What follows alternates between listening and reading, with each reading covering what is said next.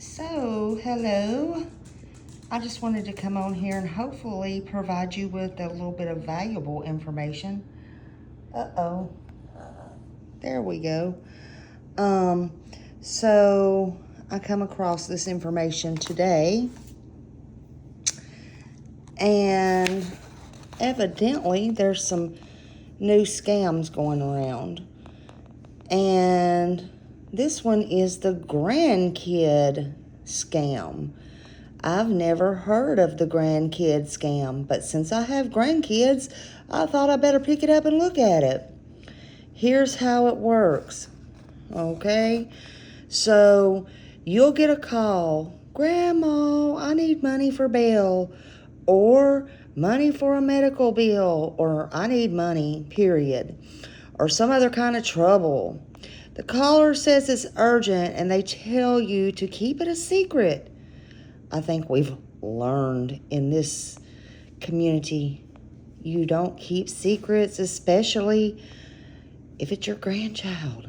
Just saying.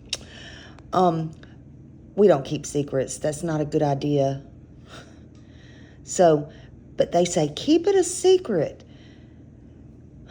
But the caller is not who you think it is. It's just not. Scammers are good at pretending to be someone they're actually not. They can be convincing, sometimes using information from social networking sites or hacking into your loved one's email account. Oh, that's a big one. That's a big one. To make it seem more real, that's usually what they do. And they'll pressure you to send money before you have time to think. Never send anybody money.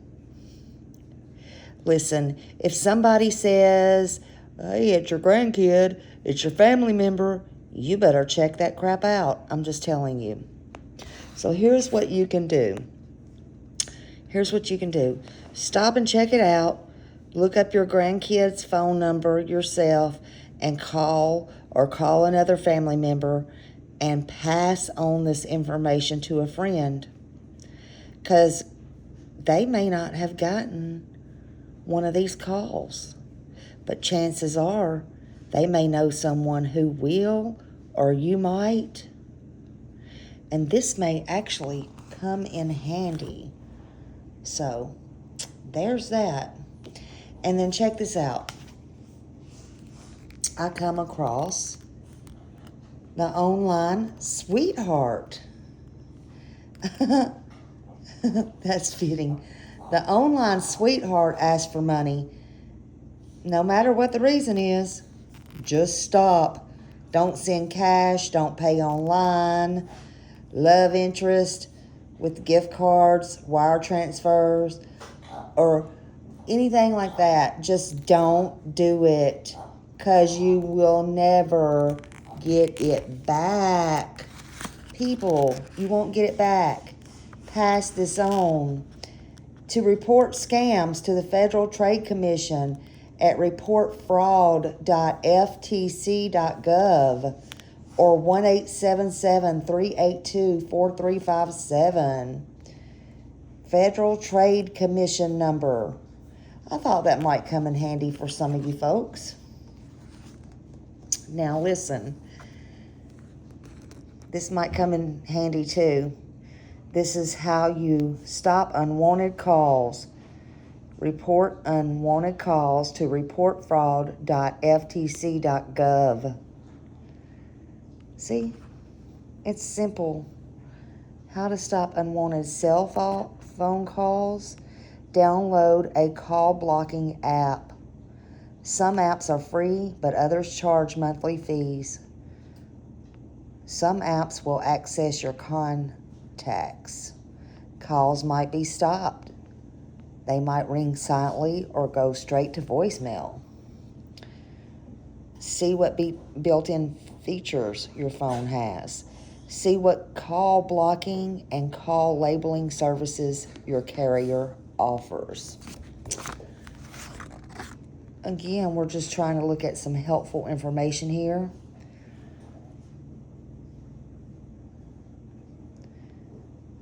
Some services are free, and some are not.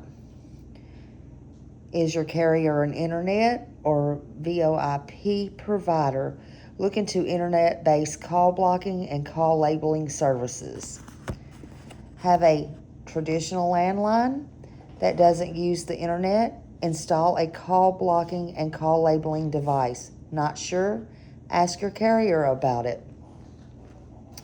With call blocking services, calls might be stopped, ring silently, or go straight to voicemail. There's the address also.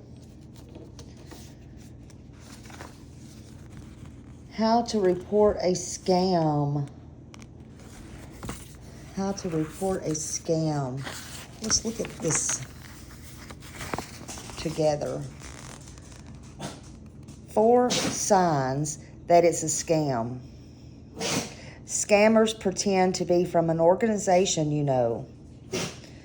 Now, I've seen this a lot, especially online.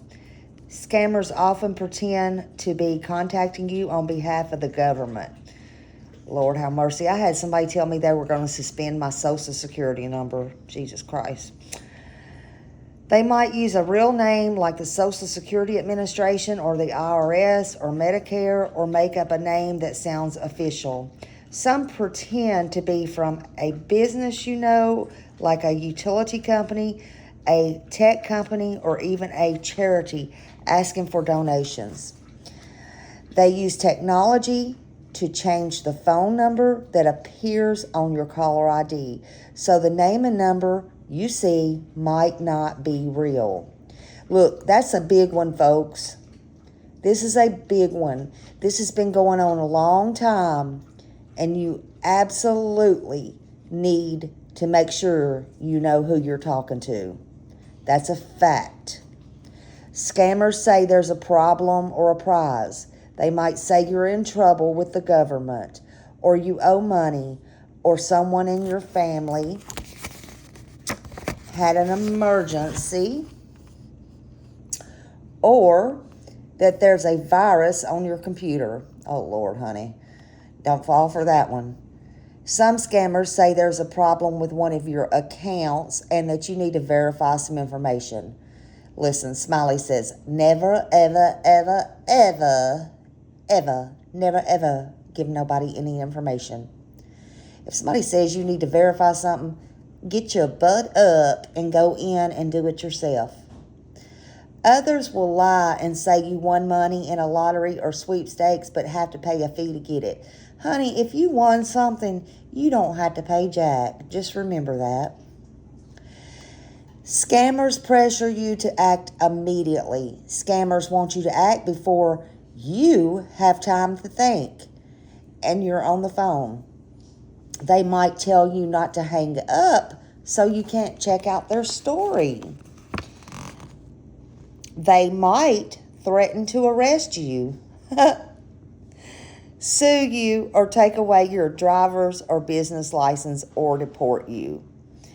People, no fear. Smiley's here. Smiley's telling y'all don't pay attention to this shit. They might say your computer is about to be corrupted. Oh, Jesus. Don't fall for it, folks. 4, scammers tell you to pay in a specific way. They often insist that you pay using cryptocurrency by writing money through a company like MoneyGram or Western Union, or by putting money on a gift card and then giving them the number on the back. Oh, Lord, that's a big one. Never, ever, ever do that. Someone will send you a check that will later turn out to be fake. Then tell you to deposit it and send them money. How to avoid a scam. Block unwanted calls and text messages. Take steps to block unwanted calls and filter unwanted text messages. Don't give your personal information or financial information in response to a request that you didn't expect. Honest organizations won't call, email, or text or ask you for any of that. You can believe that. Personal information like your social security or bank account or credit card numbers. If you get an email or a text message from a company you do business with and you think it's real, it's best not to click on any links. Instead, contact them using a website you know is trustworthy, or look up their phone number. Don't call a number they gave you or the number from your caller ID. Don't do that, people. Don't. Resist the pressure to act immediately. An honest business will give you time to make a decision. Anyone who pressures you to pay or give them personal information is a scammer. Know how scammers tell you to pay. Never pay someone who insists you pay with cryptocurrency, a wire transfer service like Western Union or MoneyGram, or a gift card. And never deposit a check and send money back to someone. Stop and talk to someone you trust before you do anything else. Tell someone, a friend, a family member, a neighbor, what happened. Listen, folks, don't be embarrassed. Don't let it keep happening. If it happened once, tell somebody, report it. That's my advice to you. Talking about it, though, could help you understand and realize it's a scam. And if this happens to you, please report all scams to the FTC. If you were scammed or you think you saw a scam, tell the FTC at reportfraud.ftc.gov. Federal Trade Commission.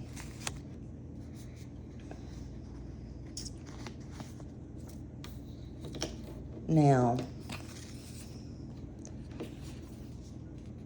we're going to talk about identity theft. Military personnel, families, what to know, what to do.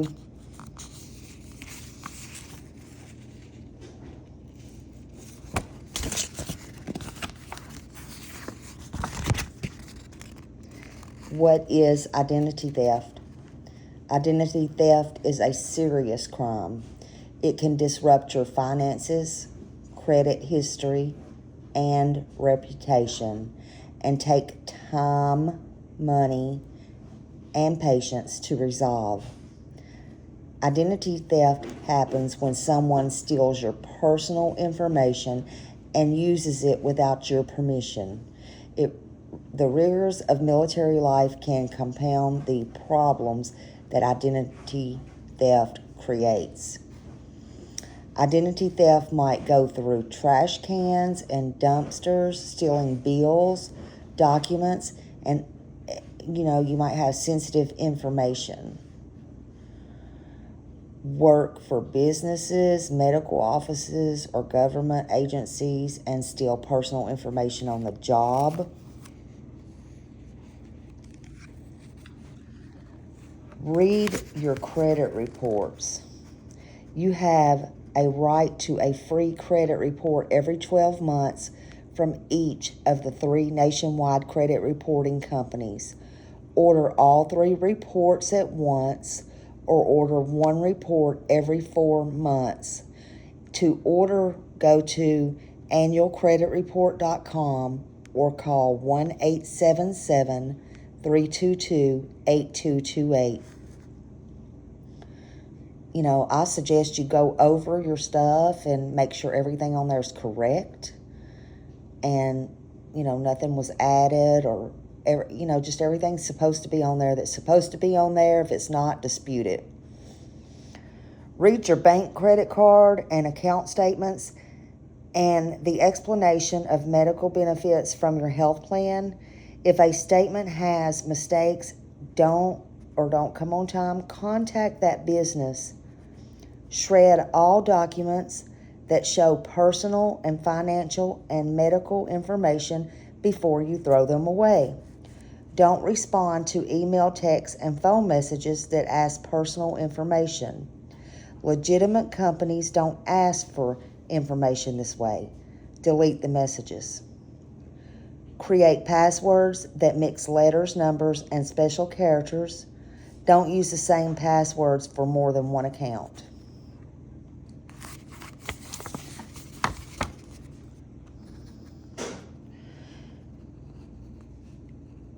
Misuse the name of a legitimate business and call or send emails that trick you into revealing personal information.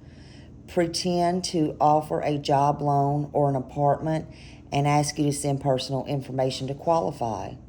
Steal your wallet, purse, or backpack or mail, and remove your credit cards, driver's license, passport, health insurance card, military ID, and other items that show personal information. Put an active duty alert on your credit report if you're deployed and don't expect to seek new credit. The alert requires creditors to take steps to verify your identity before granting credit in your name. It lasts for a year but can be renewed. Call the fraud department of one credit reporting company. They must contact the other two. If you shop or bank online, use websites that protect your financial information with encryption. An encrypted site has HTTPS at the beginning of the web addresses to be secure. If you use a public wireless network, don't send information to any website that isn't fully encrypted. Use antivirus and antivirus spyware software and a firewall on your computer. Set your computer operating system, web browser, and security system to update automatically. If your identity is stolen, flag your credit reports. Call one of the nationwide credit reporting companies and ask for a fraud alert on your credit report. The company you call must contact the other two so they can put fraud alerts on your file. An initial fraud alert is good for 90 days. Equifax number is 1-800-525-6285. Experian is 1-888-397-3742. TransUnion is 1-800-680-7289. Order your credit reports. Each company's credit report about you is slightly different, so order a report from each company. When you order, you must answer some questions to prove your identity. Read your reports carefully to see if the information is correct. If you see mistakes or signs of fraud, contact the credit reporting company. Create an identity theft report. An identity theft report can help you get fraudulent information removed from your credit report, stop a company from collecting debts caused by identity theft, and get information about accounts a theft opened in your name to create identity theft report. File a complaint with the Federal Trade Commission at ftc.gov/complaint or call 1-877-438-4338, or you can call the TTY at 1-866-653-4261. Your completed complaint is called an FTC affidavit. Take your FTC affidavit to your local police department or to the police where the theft occurred and file a police report. Get a copy of the police report. The two documents of the compromise is an identity theft report.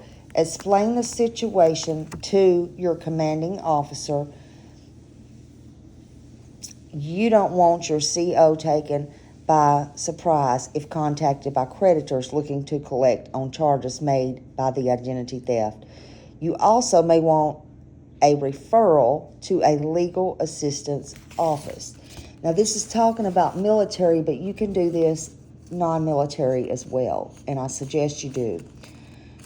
Red flags of identity theft are mistakes on your bank, credit card, or other account statements, mistakes on the explanation of medical benefits from your health plan, your regular bills and account statements that don't arrive on time, bills or collection notices for products or services you never received, calls from debt collectors about debts that do not belong to you, a notice from the IRS that someone used your Social Security number, mail, email, or calls about accounts or jobs in your minor child's name. That's a big one.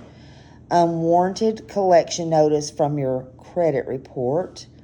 Businesses turn down your checks. You are turned down unexpectedly for a loan or a job. So take charge. And this is, what things you can do. Take charge. And that's for identity theft.